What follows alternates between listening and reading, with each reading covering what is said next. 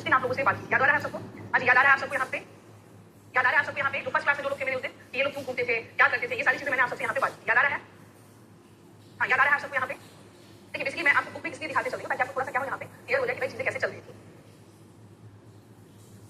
हाँ, देखिए आप मैंने आपसे कहा था कि शुरू के 1-2 दिन हमारे जो रहेंगे स्टार्टिंग के, चूंकि हमारा जो लेसन, मैंने पहले दिन आपसे चैप्टर पे बात किया था कि भाई हम चैप्टर में कौन से चैप्टर्स पढ़ेंगे, याद हो रहा होगा। स्टार्टिंग में हम लोग बात करें तो मैंने आपसे बोला था कि हम लोग क्या करेंगे, जो चैप्टर्स के बारे में जो बात कर रहे हैं यहाँ पर। अब जैसे मैं एंशिएंट से उठाती हूँ यहाँ पर, अगर मैं यहाँ पर एंशिएंट हिस्ट्री से उठाती हूँ, अगर मैं यहाँ पर एंशिएंट हिस्ट्री से उठाती हूँ तो एंशिएंट हिस्ट्री और फिर उसके बाद आपका आएगा यहाँ पर मेडिवल हिस्ट्री, ठीक है ना, और उसके बाद फिर आएगा आपका यहाँ पर मॉडर्न हिस्ट्री। ओके जी, तो यहाँ पर देखिए जो बात आप लोग की जो बहुत सबसे ज्यादा जो इंपॉर्टेंट है वो ये है, नहीं बुक नहीं चलेगा, बुक बस दिखाने के लिए था, थोड़ा बुक बस बताने के लिए था, बुक नहीं चलेगा। नहीं तो बुक पढ़ना होता तो फिर आप एनसीईआरटी क्लास क्यों करती था? अगर आपको बुक ही पढ़ना है वो तो आप तो खुद से पढ़ ही रहे हैं, है ना, वो तो आप खुद से पढ़ ही रहे हैं, राइट? एम आई राइट या रॉन्ग, ये बताइए भाई। अगर बुक की बात अगर मैं करूँ तो वो तो आप लोग पढ़ ही रहे हैं। मैंने उस दिन आपसे एक तरह से कोई काइंड ऑफ डेमो बोल सकते हैं, हाँ काइंड ऑफ डेमो हम लोग बोल सकते हैं यहाँ पर, उसके बारे में अगर कहा जाए तो, ठीक है जी, यस। इसलिए ये मत सोचिएगा कि मैं आपको यहाँ बुक पढ़ाने के लिए बैठी हूँ, बिल्कुल नहीं, मैं आपको बिल्कुल भी यहाँ बुक नहीं पढ़ाऊंगी यहाँ पर। लेकिन हाँ, मेरा जो काम अभी है बेसिकली मैंने आपको बुक्स वगैरह बता दिया है कि बुक्स कौन सी पढ़नी है। हाँ, मैं टॉपिक वाइज ही पढ़ाऊंगी और यही मैं आपसे कहना चाहती हूँ, मैंने आपको समझा दिया था कि वो कैसे पढ़ना है। एंशिएंट में जैसे अगर आपने देखा तो हंटिंग गैदरिंग वाला भी चैप्टर है, अमूमन इतिहास में चैप्टर को हम लोग क्या करते हैं, स्किप कर देते हैं, बट एनसीईआरटी में प्रॉपर वे में क्या है, स्टोन एज मेंशन है। क्या है बच्चों? स्टोन एज जो है आपका ये क्या है, मेंशन है ऑलरेडी, पाषाण काल, ठीक है ना। तो आप सबसे पहले एंशिएंट हिस्ट्री का यहाँ पर जो टॉपिक है, जैसे पाषाण काल हो गया, फिर उसके बाद हम क्या देखेंगे, सिंधु सभ्यता, टॉपिक यहाँ पर देख लीजिएगा, सिंधु सभ्यता, स्टोन एज, ठीक है जी। देन उसके बाद क्या है, इंडस सिविलाइजेशन, इंडस सिविलाइजेशन, ये टॉपिक आपके जो मेन टॉपिक जो हम लोग करने वाले हैं, मैं बुक नहीं करवाने वाली हूँ यहाँ पे, मैं बस बता रही कि हम लोग कौन सा टॉपिक यहाँ पर लेंगे, पाषाण काल, सिंधु सभ्यता, फिर इसके बाद आप देखेंगे कि यहाँ पर जो चेंजेस और जो डेवलपमेंट हुए हैं वो हम लोग देखेंगे। लेट्स सी, अभी देखते हैं शिवम, एनसीईआरटी यहाँ स्टार्ट हुआ है, लेट्स सी है ना, क्या करते हैं हम लोग यहाँ पे। तो यहाँ हमारा पहला चैप्टर होगा, दैट शुड बी स्टोरी, क्योंकि ऑलरेडी आपके एनसीईआरटी में ये चैप्टर मेंशन है, सो दैट इज व्हाई हमें ये चैप्टर क्या करना है, करना होगा, ठीक है जी, ओके है। हाँ, is it clear? Is it clear to all of you? यहाँ तक क्लियर है? तो पहला चैप्टर जैसे आप देखेंगे सिंधु सभ्यता, उसके बाद से चेंजेस क्या क्या हुए, तो मैंने सिलेबस में आपसे बात किया था कि कौन कौन से बदलाव हो रहे हैं। तो हमारा चैप्टर आज एंशिएंट हिस्ट्री में रहेगा बच्चों, दैट इज वो हमारा चैप्टर कौन सा रहेगा, दैट इज स्टोन एज। हाँ, तो इसको आप क्या करिए यहाँ पर, ये देख ही रहे हैं आप लोग यहाँ पर, यस। तो आज का टॉपिक आप देखेंगे क्या है हमारा, पाषाण काल। बच्चे डर गए मैम, लगता है बुक आज भी हम लोग पढ़ना पड़ेगा क्या? नहीं, घबराइए नहीं, मैंने पहले कहा आपसे बुक नहीं पढ़ाऊंगी मैं यहाँ पर, बुक को समराइज करके मुझे पढ़ाना है, दैट इज माय ड्यूटी, वो मेरा काम है यहाँ पर, ताकि आपके लिए यहाँ ये इजी हो जाए। पाषाण काल ये ऑलरेडी मेंशन है, इसलिए हम लोग इसे स्किप नहीं कर सकते, समझ गए हैं आप सब लोग? सो ये क्लियर हो रहा है आप सबको? स्टोन एज आप लोग हेडिंग देंगे आज के टॉपिक का, पाषाण काल, स्टोन एज। क्या please give the heading of today's topic, आज के टॉपिक का हेडिंग दे दीजिए आप सब लोग, पाषाण काल।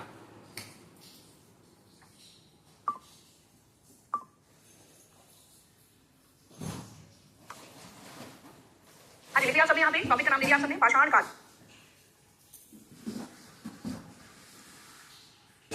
ठीक है जी। अब आइए यहाँ पर बात करते हैं पाषाण काल, यानी एक तरह से अगर हम लोग देखें यहाँ पर तो हम लोग इंपॉर्टेंस क्या है, so what is the significance of this time period, या फिर हम लोग बात करेंगे तो ये जो समय काल है इसका क्या इंपॉर्टेंस क्या है, सबसे पहले यहाँ पर हम लोग देखेंगे, ठीक है ना। तो देखिए एंशिएंट हिस्ट्री के संदर्भ में अगर कहा जाए, हाँ, और भारतीय संदर्भ में अगर कहा जाए, तो देखिए पूरे विश्व में जब आप स्टोन एज पढ़ते हैं, whenever you are studying about the stone age, पाषाण काल, किसके संदर्भ में, विश्व के संदर्भ में। जब आप पढ़ते हैं भाई विश्व में स्टोन एज की शुरुआत हम लोग अगर देखेंगे यहाँ पे, ये लगभग 20 लाख ईसा पूर्व से लेकर के लगभग 300 ईसा पूर्व तक जाता है। कब तक देख रहे हैं हम लोग यहाँ पे, 20 लाख BC से लेकर के कब तक जाता है यहाँ पर, लगभग 300 ईसा पूर्व तक, ठीक है ना, ईसा पूर्व तक, ओके है, ये यहाँ पर आप देख सकते हैं। वही हम भारतीय यानी किस संदर्भ में देख रहे हैं हम लोग, ये in the context of world, in the context of world, यानी ये विश्व के संदर्भ में। भाई ऑब्वियस सी बात है, ये किसके संदर्भ में है, विश्व के संदर्भ में, ठीक है। वही अगर हम लोग बात करें यहाँ पर कि यही पाषाण काल जो है भारतीय संदर्भ में जब बात करते हैं, in Indian context, in Indian context, भारतीय संदर्भ में, ठीक है। ये जाता है कब से कब तक, माना जाता है 5 लाख ईसा पूर्व से लेकर 300 ईसा पूर्व तक। इसको आप उत्तर से लिख लीजिएगा यहाँ पे, 5 लाख ईसा पूर्व से लेकर के 300, हम लोग क्या देख रहे हैं यहाँ पर, ईसा पूर्व तक, सॉरी 300 बोलिए 3000 जो है ईसा पूर्व तक, मतलब मान के चलिए यहाँ पे, हाँ ठीक है ना, विश्व के संदर्भ में आपने देखा। और ये क्या है यहाँ पर आपको लगभग मतलब एक तरह से ये है, ठीक है, ये इस तरह से एक पैरामीटर है, इसको आप इस तरह से समझेंगे। मान लीजिए ये विश्व है, ठीक है, सपोज दैट ये क्या है, विश्व है, दिस इज वर्ल्ड। अब वर्ल्ड के कंटेक्स्ट में अलग अलग जगह पे कहां कहां स्टोन एज गुजरा है ना, अलग अलग स्टोन एज का टाइम पीरियड, स्टोन एज। अब इसका टाइम पीरियड जो निकाला जाता है इंडियन कंटेक्स्ट में किस प्रकार से, हाँ, इंडियन यानी भारत के संदर्भ में क्या है और विश्व के संदर्भ में। अब समझ में आई बात, ये क्यों डिवीजन किया जा रहा है, इज इट क्लियर? क्या is it clear to all of you? Sapna, Neha, अनुराग, यहाँ तक क्लियर है? हाँ, यहाँ तक समझ में आ रहा है आपको? जो स्टोन एज के बारे में हम लोग बात करेंगे यहाँ पे, स्टोन एज के बारे में, पाषाण काल, पत्थरों का काल है, ये समझिएगा पत्थरों का काल है। या फिर आप ये भी कह सकते हैं कि यहाँ पे ह्यूमंस का क्या हो रहा है, ह्यूमन एक तरह से नॉर्मल लाइफ में अलग अलग, जैसे आप वर्ल्ड के कंटेक्स्ट में देखेंगे तो आपको अलग पता चलेगा, भारत के कंटेक्स्ट में पढ़ेंगे तो अलग पता चलेगा, भारत के एरियाज भी अलग अलग हैं, वर्ल्ड में जहां जहां पर एविडेंसेस मिले हैं उसके क्षेत्र अलग अलग हैं। तो इस तरह से अगर देखा जाए तो भारत और विश्व के संदर्भ में ये दोनों ही क्या है, अलग अलग दिखाई देते हैं, ठीक है। ये दोनों ही क्या है, अलग अलग दिखाई देते हैं, ठीक है ना। ओके है। अब देखिए, अब इसी में यानी जब हम स्टोरेज के बारे में यहाँ पर बात कर रहे हैं, टॉकिंग अबाउट द स्टोरेज, अब इसी में तीन चीजें यानी इतिहास को क्या किया गया है बच्चों, ये सारी चीजें मिलेंगी आपको हिस्ट्री में, एनसीईआरटी में, कि इसी वजह से क्या है यहाँ पर कि हम इतिहास का डिवीजन कर देते हैं। और किस तरह से करते हैं यहाँ पर इतिहास का division, pre history, proto history, इसे आपको एक माइंड में मैप मिल जाएगा। प्री हिस्ट्री यानी इसको कहते हैं प्राक इतिहास कह सकते हैं यहाँ पर, हाँ प्राक इतिहास, जिसको कि यहाँ देखिए, ठीक है जी, प्री हिस्ट्री। उसके बाद क्या है भाई आपका, उसके बाद आता है आपका यहाँ पर क्या है, प्रोटो हिस्ट्री। प्राक के बाद आगे इतिहास।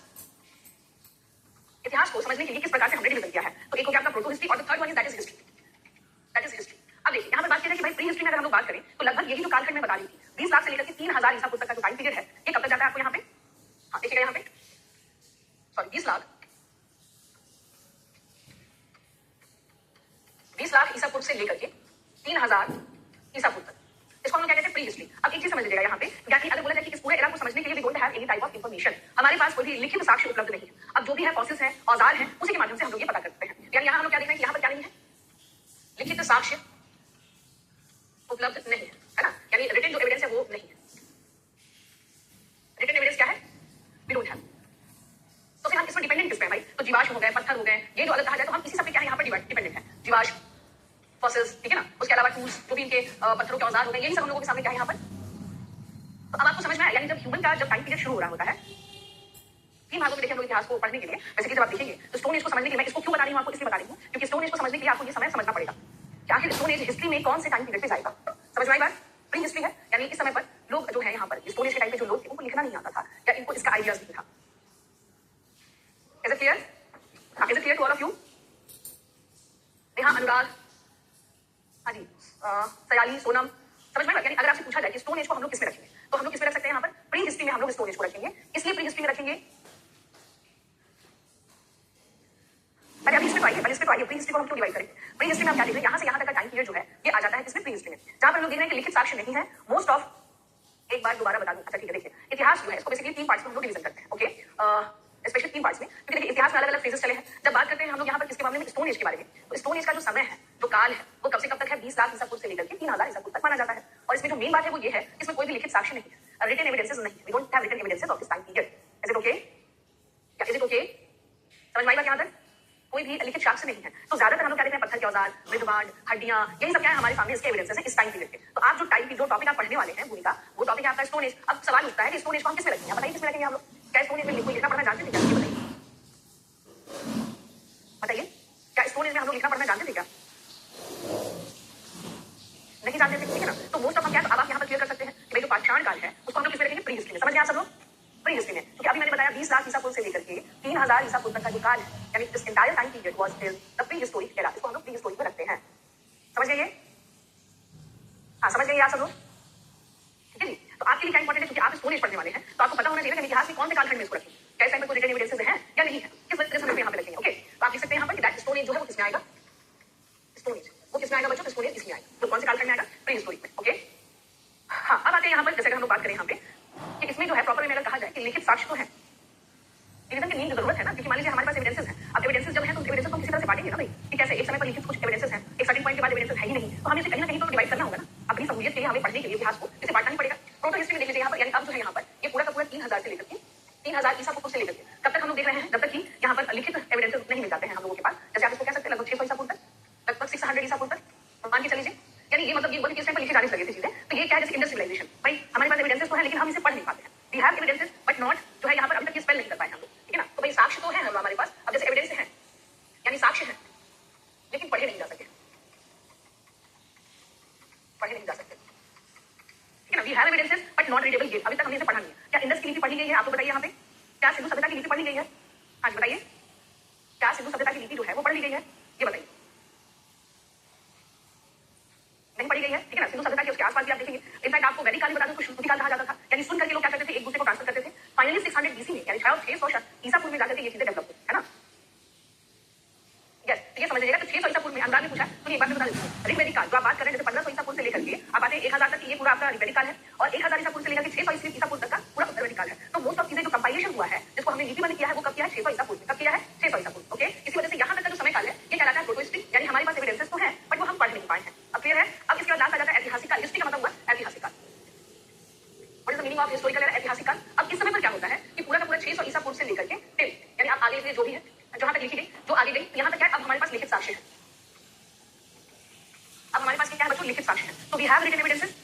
अब समझ में आया आप सबको, यहाँ पे अब समझ में आया 600 ईसा पूर्व के बाद, क्योंकि आप देखेंगे उत्तर वैदिक काल जो आ जाता है, अथर्ववेद की रचना उसी समय हुई है, ठीक है। लेकिन मैंने क्या किया कि पूरा वैदिक काल क्या कहलाता है, आपको श्रुति काल कहलाता है। सुन करके लोग याद रखते थे एक दूसरे से। उसके बाद उत्तर वैदिक काल में हम क्या देख रहे हैं, इसको लिपिबद्ध करने का जो चलन है वो शुरू होता है। दैट्स व्हाई उस एरा तक प्रोटो हिस्ट्री का टाइम है। ऐतिहासिक काल का मतलब है कि अब उस समय के बारे में हमारे पास स्पेसिफिक जानकारी है। अब क्लियर हो गया ये डाउट? अब क्लियर हो गया यहाँ पे ये डाउट क्लियर है? अभी कोई डाउट है ये बताइए।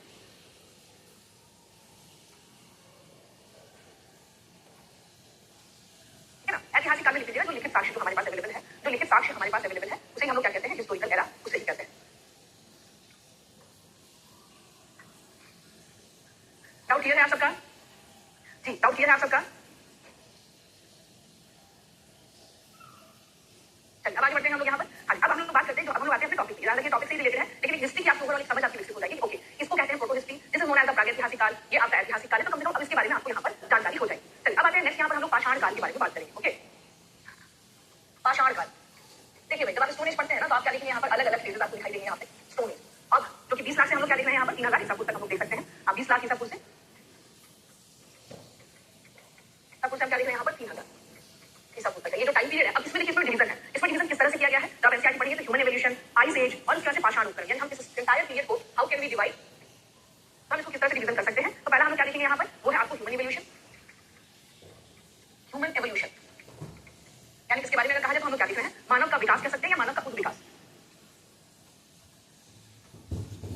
ठीक है, ये कब इनका डेवलपमेंट हो रहा है, आपने पढ़ा होगा कि भाई इस टाइम पर एक हीन काल, एक आइस एज का काल आता है, आइस एज, हीन युग इसको कहते हैं। तो what we can say this time period हीन युग है ना। और तीसरा ये इसमें पाषाण उपकरण, और यहाँ पर काल विभाजन हम करते हैं, स्टोन टूल्स एंड जो है यहाँ पर डिवीजन ऑफ टाइम, पाषाण उपकरण और समय काल का निर्धारण, जब हम लोग यहाँ पर करना शुरू करते हैं, एवं समय काल का निर्धारण, काल का निर्धारण। ठीक है ना, यहाँ पर हम लोग क्या देख सकते हैं, stone tools and division of time, stone tools and division of time. ठीक है जी, दो चीजें आपको यहाँ पर देखने को मिलेंगी। क्या क्या मिलेंगी यहाँ पे, सबसे पहले देखिए ह्यूमन एवोल्यूशन, मानव का विकास, फिर आता है हीन काल, और इसी को इसमें पाषाण उपकरणों को हम लोग यहाँ पर बांटते हैं। Is it clear to all of you? समझ में आ रहा है? पाषाण काल में मतलब ये एक रीजन का एक क्राइटेरिया कह सकते हैं, या इस तरीके से इसे बांटा गया है। ठीक है ना, तो एकदम अपने माइंड में फ्रेम अपने फिक्स रखिए कैसे है। जैसे ह्यूमन एवोल्यूशन है ना, अब आप मुझे ये बताइए, आपने चार्ल्स डार्विन का नाम सुना है? So have you heard about the Charles Darwin? हाँ जी, चार्ल्स डार्विन का नाम सुना है। चार्ल्स डार्विन किस लिए जाने जाते हैं? चार्ल्स डार्विन जो है, इन्होंने एक थ्योरी दी थी, ऑरिजिन ऑफ स्पीसीज। क्या थ्योरी दिया था इन्होंने? Origin of species, origin of species. ठीक है ना, ये थ्योरी है इनका, और इस थ्योरी में इन्होंने बताया ह्यूमन एवोल्यूशन के बारे में। इसके बारे में क्या, ह्यूमन एवोल्यूशन के बारे में इनका कहना है। यानी चार्ल्स डार्विन यहाँ पर कहते हैं कि मानव कोई अवतरित नहीं हो गया है अचानक से। यहाँ पर अगर बोला जाए, यहाँ पे परेशानी नहीं होगी, थोड़ा सा रुकिए, अभी जो मैं बोल रही हूँ उसको समझिए। हाँ, थोड़ा सा भी रुक जाइए भूमिका, मैं आऊंगी, उस पर भी आऊंगी, औजारी को भी आऊंगी, घबराने की जरूरत नहीं है। अभी थोड़ा सा है पेशेंस, ठीक है भूमिका? हाँ, अभी पहले चैप्टर के बारे में तो समझ तो नहीं हम लोग की क्या है। अभी मैं पैलियोलिथिक, मेसोलिथिक और उसके टूल्स डिवीजन अभी मुझे जा ही नहीं रहे ना। अभी तो हमने बताया कि स्टोन एज में क्या क्या चीजें हम लोग देख सकते हैं। ओके, इसे करें कि ज्यादा जैसे अभी अचानक से हम लॉन्ग जंप पे चले गए, तो फिर कहानी आगे क्या हो जाएगी, छूट जाएगी। ये नहीं करना, पहले क्या करना, लोगों को समझते हुए चीजों को चलना है। ठीक है, अब देखिए, हाँ जी, अब जैसे ह्यूमन एवोल्यूशन पे क्या कहते हैं चार्ल्स डार्विन, ये कहते हैं कि भाई समय के अनुसार क्या होने लगा। यहाँ पर चार्ल्स डार्विन कहते हैं कि मानव का जो विकास है का परिणाम, यानी अगर कहा जाए यहाँ पे प्राकृतिक चयन, यानी इनके बारे में कहा जाए थ्योरी ऑफ नेचुरल सिलेक्शन तथा योग्यता और उत्तरजीविता यानी सर्वाइवल ऑफ बेस्ट के सिद्धांत के माध्यम से ये चीजें चली हैं। आपको देखिए क्या ना, समझिए चीजें हम लोग को थोड़ा सा बेहतर ढंग से लेके जाना है ना। हाँ, हुआ क्या, देखिए चार्ल्स डार्विन ने क्लियर कर यहाँ पर कहा कि हमें ह्यूमन एवोल्यूशन को समझना होगा कि मनुष्य अचानक से अवतरित नहीं हो गया, अचानक से मनुष्य पृथ्वी पर प्रकट नहीं हो गया। इनका कहना है कि पहले से पूर्ववर्ती जीव थे, जिससे हम क्या होते हैं डिवीजन। यानी यहाँ देखिए, अब जैसे यहाँ समझिए, जैसे मान लीजिए कि जो according to Charles Darwin, according to Charles Darwin, Charles Darwin महोदय क्या कहते हैं, ये कहते हैं यहाँ पर जो अभी प्राकृतिक सिलेक्शन इसको भी नाम से बोला कि भाई चयन, हाँ इसके में अगर theory of the natural selection और योग्यता, ये कहते हैं इन्होंने जो है थ्योरी ऑफ नेचुरल सिलेक्शन, इसको कहते हैं यहाँ पर। इसका अगर हम लोग बात करें तो हम लोग क्या देख सकते हैं, प्राकृतिक चयन इसको बोल सकते हैं, प्राकृतिक चयन। ठीक है ना, और दूसरा यहाँ पर हम लोग क्या देख रहे हैं, यहाँ पर सर्वाइवल ऑफ द बेस्ट, यानी उत्तरजीविता, योग्यता उत्तरजीविता, सर्वाइवल ऑफ बेस्ट या फिटेस्ट भी कह सकते हैं, उत्तरजीविता या योग्यता उत्तरजीविता, उत्तरजीविता। ठीक है, अब देखिए जो चार्ल्स डार्विन जो कह रहे हैं यहाँ पर, यानी डार्विन महोदय जो कहना चाहते हैं, इन्होंने सीधे सीधे कहा कि हमारा चयन, और कहीं ना कहीं से इन सारी चीजों के माध्यम से हम लोग क्या देख रहे हैं यहाँ पर कि ह्यूमन का एवोल्यूशन होता है। अब इसमें ये कहते हैं यहाँ पर, यानी जितने भी रिसर्च हुए, जितने भी शोध हुए हैं बच्चों, उन सब के माध्यम से जो बात सामने आई है वो ये सामने आई है कि भाई ह्यूमन का एवोल्यूशन अचानक से नहीं हो गया, ठीक है ना। हाँ, ह्यूमन का एवोल्यूशन अचानक से नहीं हो गया, जितने भी प्रयोग हुए तो इन सब में ये चीज समझ में आई कि 20 लाख से लेकर के लगभग 10 लाख BC तक मानव जो है प्राइमेट का खुद विकास हुआ। प्राइमेट यहाँ पर यहाँ लिखिएगा 20 लाख ईसा पूर्व से लेकर के ये क्या बताते हैं 10 लाख ईसा पूर्व तक। हम कहते हैं कभी समझते हैं, कभी प्राइमेट जिसको आप चिंपैंजी कहते हैं, लंगूर कहते हैं, ये कहते हैं कि हम कभी या फिर हम प्राइमेट कहते हैं, ठीक है ना। और इसी से हमारा जो है एवोल्यूशन जो है, इसी से हमारी चीजें एवोल्यूशन या ये कह सकते हैं इसी से हमारा विकास होता गया समय के साथ साथ। इसी को सबसे बेस्ट माना गया ह्यूमन एवोल्यूशन की थ्योरी। Is it clear? हाँ, इज इट क्लियर? यानी ह्यूमन एवोल्यूशन में ये साफ-साफ कहते हैं कि भाई प्राकृतिक चयन और सर्वाइवल ऑफ फिटेस्ट इसको बोल सकते हैं, और सर्वाइवल ऑफ बेस्ट जो है कहीं ना कहीं से यहाँ पे समझ में आ रहा है। तो ये अब जितने भी शोध हुए विज्ञान में, जितने भी शोध हुए उनमें सभी शोधों के माध्यम से ये बात क्लियर हो गई कि 20 लाख से लेकर के 10 लाख तक की जो जर्नी है हमारी वो कैसे जा रही है यहाँ पे। हाँ, 20 लाख से लेकर के जो यहाँ पर अगर हम लोग देखेंगे तो दूसरे वाले साइड का क्या परेशान हो रहा है, उसमें टिप्पणी वाला फॉर्मेट है, हो सकता है आपको नहीं समझ में आएगा। अब यहाँ देख लीजिए, अब यहाँ समझ में आएगा आपको। पेन को लेकर परेशान मत होइए, इसको इस तरह से समझिए। जैसे ये समझिए, यहाँ क्या है, ये हो गया 20 लाख ईसा पूर्व, ठीक है ना, यानी BC 20 लाख ईसा पूर्व जो हम लोग देख रहे हैं यहाँ पे। हाँ, ये यहाँ देख सकते हैं। तो इनका कहना है कि यहाँ पर मनुष्य, अभी यहाँ पर क्या है, हम प्राइमेट, देखो कभी भी बोलते हैं जानवर, मतलब एक तरह से चिंपैंजी, लंगूर जो आप कह सकते हैं। अब ये फैमिली कहाँ से निकल के आई, ये ट्री देखेंगे यहाँ पर, यानी किस परिवार से है ये फैमिली ट्री देखा जाता है कि हम किस परिवार से, चिंपैंजी, गोरिल्ला, गिब्बन, ठीक है ना, ये सब उसी से निकले हैं यहाँ पे। चिंपैंजी, गोरिल्ला और क्या है यहाँ पर, गिब्बन। इनका ये कहना है कि इसी से क्या हुआ है, चीजें डेवलप हुई हैं यहाँ पर, जो आप देख सकते हैं, है ना। हाँ, और यहीं से ये निकल के हम कहाँ पहुंचे, होमोनिड की फैमिली तक भी पहुंच रहे हैं हम यहाँ पर, फिर होमो सेपियंस तक हम पहुंचते हैं। तो होमोनिड यानी होमो की जो फैमिली हम यहाँ पहुंचे, और फाइनली हम यहाँ पर कहाँ पहुंचे, बाद में अगर कहा जाए तो हमारी जर्नी होती है होमो सेपियंस, जो कि आधुनिक मानव है। होमो सेपियंस यही क्या है, जो हम मानव, जो आप देख रहे हैं ना, हम ह्यूमंस का जो रूप है, जो यहाँ पर प्रारूप है, ये आप देख सकते हैं। आप समझ में आ रहा है? यस, आप समझ में आ रहा है यहाँ पर? तो सुपर फैमिली जो ये आप देख रहे हैं, ये जो सुपर फैमिली बना, ये किससे बना, ये इसी प्राइमेट से बना, ठीक है ना। यही सुपर फैमिली बाद में डेवलप होती गई, यही सुपर फैमिली क्या होती गई, बाद में डेवलप होती गई, एंड फाइनली हमारी जर्नी कहां तक पहुंची है, यहाँ पे बंदर कभी बोलते हैं। जैसे कि मानव, आप सुनते हैं कि जो लंगूर जो होता है, जो चिंपैंजी होता है, या जो बंदर है, हम कहते हैं कि ये हमारे पूर्वज यही है ना, हमारे पूर्वज कौन है, यही पर है। अब आया समझ में यहाँ पे? अभी समझ में आया कि होमोनिड जो है यहाँ पर बेसिकली प्राइमेट से निकले हैं, और हमारी जर्नी कहां गई, यानी यहाँ से हम कहां बढ़े, होमो की तरफ, होमोनिड फैमिली, ठीक है ना। और फिर बाद में यही क्या आपको दिखेगा कहां तक पहुंचेगा जर्नी हमारी, होमो सेपियंस। होमो सेपियंस तो सब जानते होंगे मेरे हिसाब से,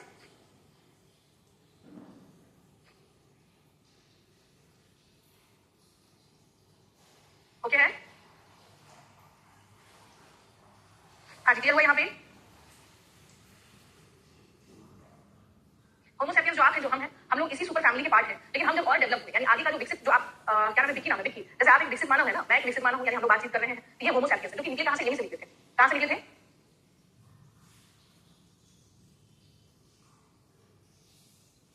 अब तो समझ में आ गया होगा कि क्या है ये।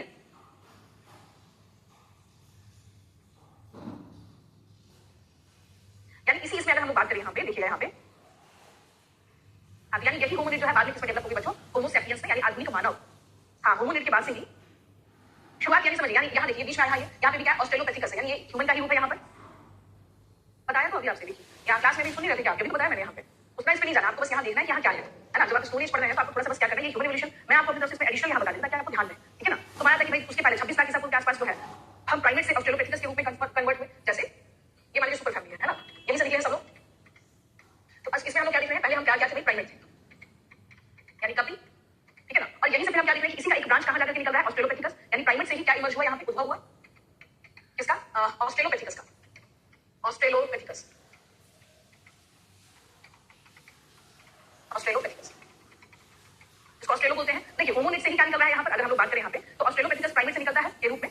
हाँ, प्रथम होमोनिड का उद्भव हुआ, यानी जब हम सुपर फैमिली प्राइमेट से निकले तो ये क्या बना, ऑस्ट्रेलोपैथिकस होमोनिड के रूप में हम यहाँ पर डेवलप हुए। फिर उसके बाद से हम आगे जाते हैं, तो यही जर्नी आप देखेंगे कि आगे बढ़ रही है, फिर बढ़ रही है, फिर हम और आगे बढ़े, और फाइनली हम कहाँ पहुंचते हैं, होमो सेपियंस। ये है बेसिकली बताने का पर्पस। अब जैसे इसमें कुछ बातें हो सकती हैं, जैसे मैं शुरुआत में कि भाई हम झुक के चल रहे हैं, थोड़ा खड़े होकर चल रहे हैं, फिर धीरे धीरे चेंजेस आया, और फिर कहीं ना कहीं से यहाँ पर बदलाव देखने को मिलता है, ठीक है ना। ओके है,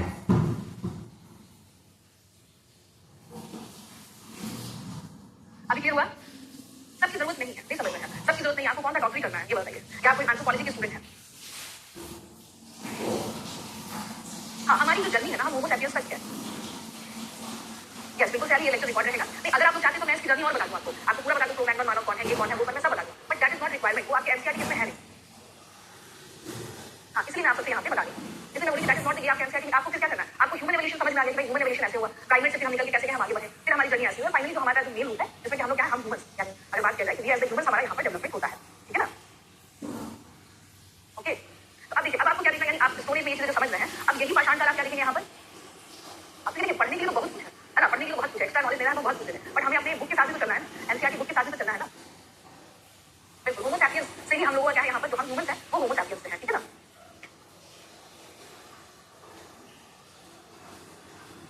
समझ में आ गई बात यहाँ पे। हाँ, अब देखिए भारत में जब हम पाषाण काल के बारे में बात करते हैं तो ये समझिएगा, एक बुक भी आई है, कौन है, हजारी करके कुछ नाम है इनका, उस बुक का नाम ही है सैपियंस। हाँ, उस बुक का नाम ही क्या है, सैपियंस, ठीक है जी। होमोनिड से ही हम लोग क्या देख रहे हैं, तब वहीं से है जो निकल के लास्ट में आपको होमो सैपियंस में कन्वर्ट होते हैं। अब यहाँ देखिए, अब यहाँ देखिए, जैसे मैंने आपसे क्या कहा, मान लीजिए ये विश्व है, ठीक है ना, अब मान लीजिए ये विश्व है, ओके, और अगर हम देखेंगे भाई यहाँ क्या, मान लीजिए अफ्रीका, ठीक है ना, और यहाँ हम क्या देखेंगे, मान लीजिए भारत, इंडिया। अब हमें तो सरोकार है भारत से ना, कि हमें भारत में क्या हो रहा है ये देखना है, ठीक है ना। स्टोन एज इन इंडिया हमें तो ये पढ़ना है ना, जो आपको पढ़ना है, आपको क्या पढ़ना है, इन इंडिया, भारत में पाषाण काल जब हम लोग बात करते हैं यहाँ पर। हाँ जी, तो दुनिया के अलग अलग क्षेत्रों में, मैंने आपसे पहले यहाँ पे बताया, हाँ एक बुक है सैपियंस करके, अच्छी बुक है, और कभी तो पढ़िएगा जरूर। तो यहाँ पर देखिए हम लोग जो है इंडिया में अगर हम लोग बात करें यहाँ पे, तो हम लोग स्टोन एज के संदर्भ में मैंने आपसे क्या कहा, इसका कार्ड डिवीजन मैंने आपको बता दिया, किस प्रकार से हम इसका डिवीजन करते हैं, ठीक है ना। तो भारत में मेनली स्टोन एज का जो अध्ययन है, ये इंडिया में स्टोन एज का अध्ययन हम कैसे करते हैं, पाषाण काल का अध्ययन, पाषाण काल का अध्ययन। अभी मैंने बताया भी था किसके आधार पर करते हैं, स्टोन टूल्स के आधार पर। अभी भूमिका के प्रश्न पर आते हैं, है ना, जो कि पाषाण उपकरणों के माध्यम से, उपकरणों के माध्यम से समझ गए आप सब लोग यहाँ पे, यानी इसके संदर्भ में हम लोग यहाँ से देखते हैं कि भाई हमने देखा कि भाई इस तरह से मानव का जो उद्भव हुआ, अब ह्यूमन का जो एवोल्यूशन आप देख रहे हैं, उसके बाद बात करते हैं ये कैसे रहते थे, क्या करते थे। तो इंडिया के कंटेक्स्ट में अगर हम लोग देखा जाए तो हम लोग क्या देख रहे हैं कि ये जो एज है, यानी इस स्टोन एज को, इसमें हम लोग क्या करते हैं, यहाँ पर चीजों को बांट देते हैं, है ना।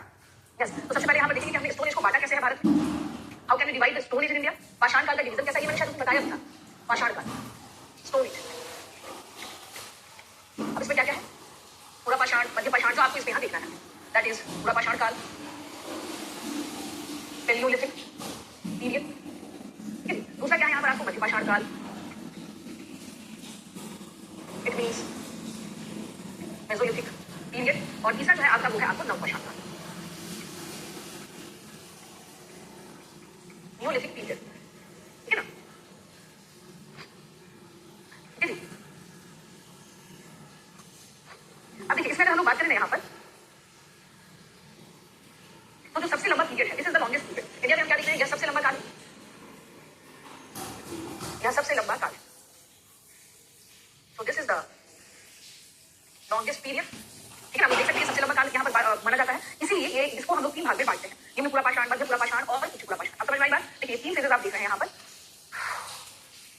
अब तीन फेजेस के टाइम पीरियड यहाँ पर देख लीजिएगा, 5 लाख से 10,000 तक इसको माना जाता है यहाँ पर, फ्रॉम 5 लाख टू 10,000, ये सब, ठीक है ना। ये पूरा पाषाण में अगर हम लोग बात करें, मध्य पाषाण में अगर हम लोग बात करें यहाँ पर, तो 10,000 से लेकर के हम लोग क्या देख रहे हैं, लगभग 6,000 ईसा पूर्व तक का काल ये माना जाता है। और उसके बाद अगर हम लोग बात करें तो 6,000 से लेकर के लगभग 3,000 भी ले जा सकते हैं यहाँ पर, क्योंकि आप देख रहे हैं यहाँ पर इंडस्ट्रियलाइजेशन वगैरह आ जाता है यहाँ पे, तो लगभग 3,000। मैम क्लास कर रहे थे, मैम म्यूजिक के लिए बुक बताइए, ये तो एनसीईआरटी की है, आप एनसीईआरटी पे ही चल रही है ना बात यहाँ पे। आप लोग क्लास हो रही थी, मुझे लग रहा था कि आप लोग क्लास हो रही होगी, ये समझ में आ गया यहाँ पे। नौ पाषाण की किस टाइम तक जाते जाते आप क्या देख रहे हैं, ह्यूमन पूरी तरह से क्या हो गया, बस्तियों में रहना लग गया है, और यही से आपका क्या निकल जाता है, सिंधु सभ्यता, यही से क्या निकल जाता है, सिंधु सभ्यता, इंडस्ट्रियलाइजेशन, ठीक है जी। तो ये बात आपको थोड़ा सा क्या, अब माइंड में ग्राफ तैयार हो गया आप सबके। हाँ जी नुसरत, विक्की मैम, थ्योरी के लिए, थ्योरी के लिए तो एनसीईआरटी में थ्योरी के लिए ही है, एनसीईआरटी में तो विक्की थ्योरी के लिए ही है, और एनसीईआरटी से बेस्ट क्या है ये बताइए। ये अब माइंड में क्लियर है, लगभग 5,000 से लेकर 10,000 तक पूरा पाषाण जा रहा होता है, ठीक है ना। मध्य पाषाण 10,000 से लेकर लगभग 6,000 तक जा रहा होता है, और नौ पाषाण 6,000 से लेकर लगभग 3,000 ईसा पूर्व तक।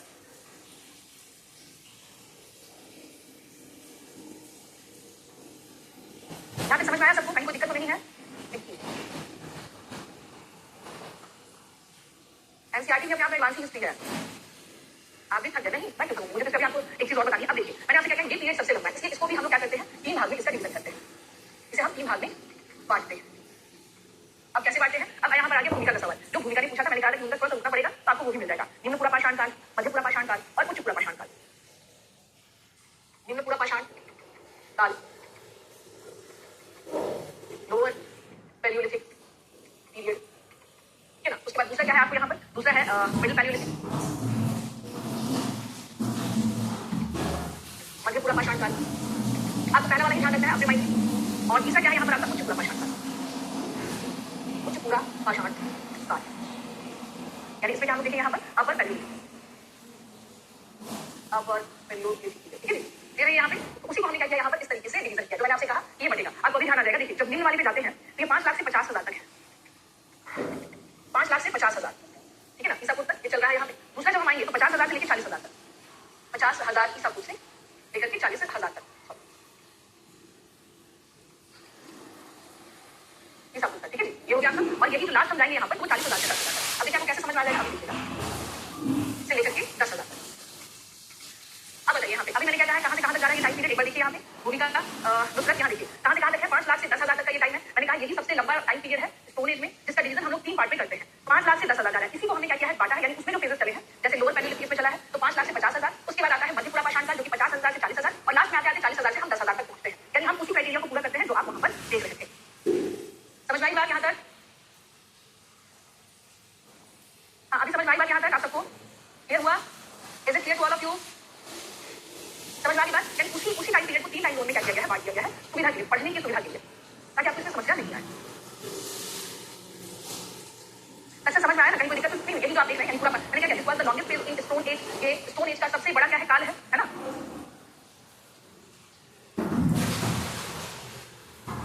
ठीक है ना बिल्कुल।